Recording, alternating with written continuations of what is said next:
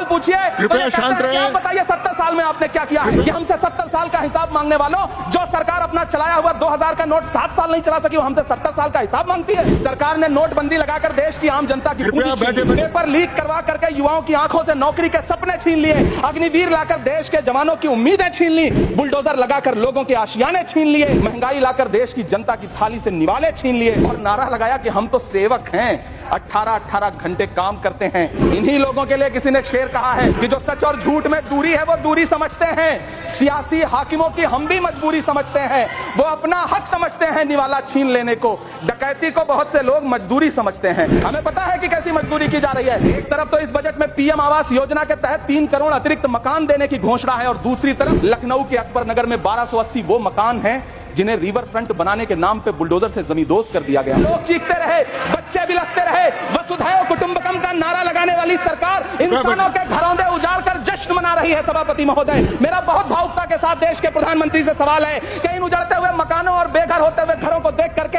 आपको नींद कैसे आती है, आप सो कैसे पाते हैं? मेरा सवाल है इस देश के प्रधानमंत्री से, या तो लोगों के घरौंदे उजाड़ना बंद करिए या फिर करोड़ों मकान बनाने की झूठी घोषणाएं करना बंद करिए। इलेक्टोरल बॉन्ड खरीदने वालों के नाम छुपाने वाली सरकार इन दिनों आम के ठेला लगाने वालों के नाम जानना चाहती है। मुझे तो होटलों, ढाबों या आम के ठेलों पर नेम प्लेट लगवाने वालों से पूछना है कि कभी खून की बोतल पर देखा है किसी का नाम लिखा हुआ?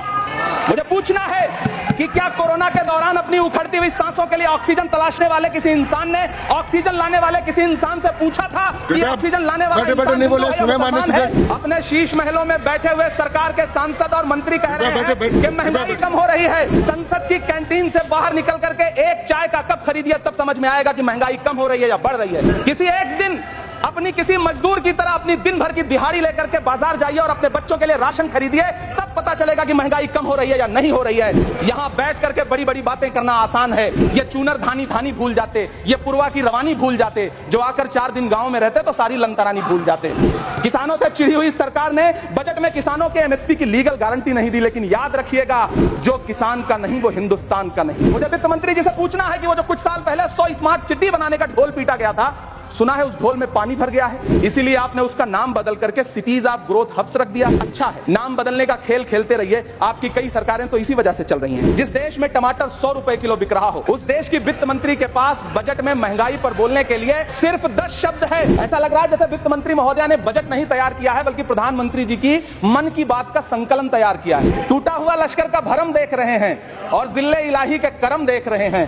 ताकत का नशा अक्ल पे हावी है तुम्हारी, तुम देख ना पाओगे जो हम देख रहे हैं। 83 मिनट 71 बार थपथपाई गई मेज, 14,417 शब्दों का बजट भाषण, और उस बजट ने अपने लिए राहत तलाशती मिडिल क्लास की हैरतजदा आंखें। इस सरकार को पढ़े लिखे लोगों से दिक्कत है सभापति महोदय, इसीलिए इस सरकार ने यूजीसी का बजट 66% कम कर दिया है। वित्त मंत्री महोदया ने इस बजट में महंगाई पर सिर्फ 10 शब्द बोला है।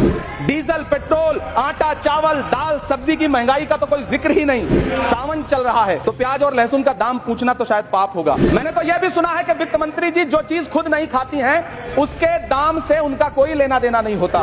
लेकिन इस बार बजट पेश करने के लिए पार्लियामेंट आने से पहले वित्त मंत्री जी ने दही और चीनी खाई थी। अब तो उनसे यह पूछा जा ही सकता है कि उन्हें दही, दूध और चीनी का रेट तो इन दिनों पता ही होगा। क्या उसे सस्ता करवाएंगी या नहीं सस्ता करवाएंगी? अगर पता है तो कृपया सस्ता करवाइए, क्योंकि इसी चीनी ने अमेठी में एक मंत्री महोदया का राजनीतिक कैरियर कड़वा कर दिया। इस बजट बैसाखी पर टिकी हुई सरकार का कुर्सी बचाओ बजट है। इस बजट में राज्यों के साथ, किसानों के साथ, नौजवानों के साथ, महिलाओं के साथ, देश के मिडिल क्लास के साथ अन्याय किया गया है, और इस अन्याय का खामियाजा आपको महाराष्ट्र, हरियाणा और झारखंड के चुनाव में भुगतना पड़ेगा। इलेक्टोरल बॉन्ड खरीदने वालों के नाम छुपाने वाली सरकार इन दिनों आम के ठेला लगाने वालों के नाम जानना चाहती है। मुझे तो होटलों, ढाबों या आम के ठेलों पर नेम प्लेट लगवाने वालों से पूछना है कि कभी खून की बोतल पर देखा है किसी का नाम लिखा हुआ?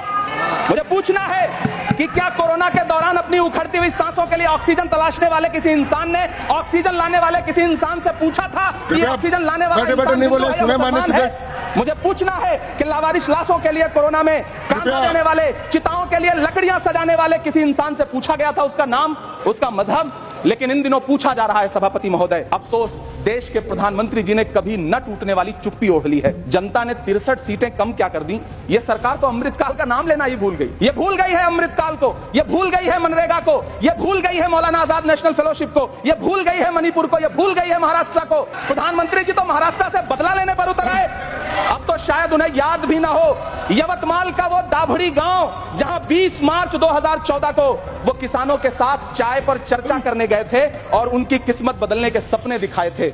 उसी यवतमाल में पिछले 6 महीने में 132 किसानों ने आत्महत्या की है। महाराष्ट्र में हर महीने 209 किसान आत्महत्या कर रहे हैं। राज्य सरकार द्वारा सौंपा गया आंकड़ा बताता है कि 1 जनवरी से 31 मई के बीच 1046 किसानों ने आत्महत्या की है। लेकिन अफसोस, इस बजट में महाराष्ट्र के किसानों के लिए कुछ भी नहीं है। किसानों से चिढ़ी हुई सरकार ने बजट में किसानों के एमएसपी की लीगल गारंटी नहीं दी। लेकिन याद रखिएगा, जो किसान का नहीं वो हिंदुस्तान का नहीं। मुझे वित्त मंत्री जी से पूछना है कि वो जो कुछ साल पहले 100 स्मार्ट सिटी बनाने का ढोल पीटा गया था, सुना है उस ढोल में पानी भर गया है, इसीलिए आपने उसका नाम बदल करके सिटीज ऑफ ग्रोथ हब्स रख दिया है। अच्छा है, नाम बदलने का खेल खेलते रहिए। आपकी कई सरकारें तो इसी वजह से चल रही हैं। इस सरकार को पढ़े लिखे लोगों से दिक्कत है सभापति महोदय, इसीलिए इस सरकार ने यूजीसी का बजट 66% कम कर दिया है। इकोनॉमिक कॉरिडोर बनाने से किसी राज्य का विकास नहीं होगा, विकास होगा स्वास्थ्य और शिक्षा के बुनियादी मुद्दों के लिए बजट देने पर।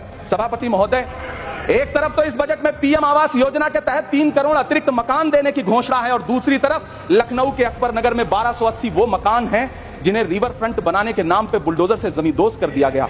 सभापति महोदय, लोग चीखते रहे, बच्चे बिलखते रहे, वसुधैव कुटुंबकम का नारा लगाने वाली सरकार इंसानों के घरौंदे उजाड़ कर जश्न मना रही है। सभापति महोदय, मेरा बहुत भावुकता के साथ देश के प्रधानमंत्री से सवाल है कि इन उजड़ते हुए मकानों और बेघर होते हुए घरों को देख करके आपको नींद कैसे आती है, आप सो कैसे पाते हैं? मेरा सवाल है इस देश के प्रधानमंत्री से, या तो लोगों के घरौंदे उजाड़ना बंद करिए या फिर करोड़ों मकान बनाने की झूठी घोषणाएं करना बंद करिए। यह बजट झूठ का पुलिंदा है। यह बजट आपके पिछले साल के बजट का कट कॉपी पेस्ट है। यह बजट हमारे चुनावी घोषणा पत्र की नकल करने की एक बेईमान कोशिश है। लेकिन कहावत है ना कि नकल के लिए भी अकल चाहिए। मेरे हाथ में एक तरफ न्याय पत्र है जो हमारा है और दूसरी तरफ अन्याय पत्र है जो आपका है। इस सरकार को आलोचना सुनने की आदत नहीं है सभापति महोदय। जब आप इनसे सवाल पूछिए तो ये कहते हैं कि आप बताइए 70 साल में आपने क्या किया है। मैं इस सदन में कहना चाहता हूं सभापति महोदय कि हमसे 70 साल का हिसाब मांगने वालों, जो सरकार अपना चलाया हुआ 2000 का नोट 7 साल नहीं चला सकी, वो हमसे 70 साल का हिसाब मांगती है। ये बजट बैसाखी पर टिकी हुई सरकार का कुर्सी बचाओ बजट है। इस बजट में राज्यों के साथ, किसानों के साथ, नौजवानों के साथ, महिलाओं के साथ, देश के मिडिल क्लास के साथ अन्याय किया गया है और इस अन्याय का खामियाजा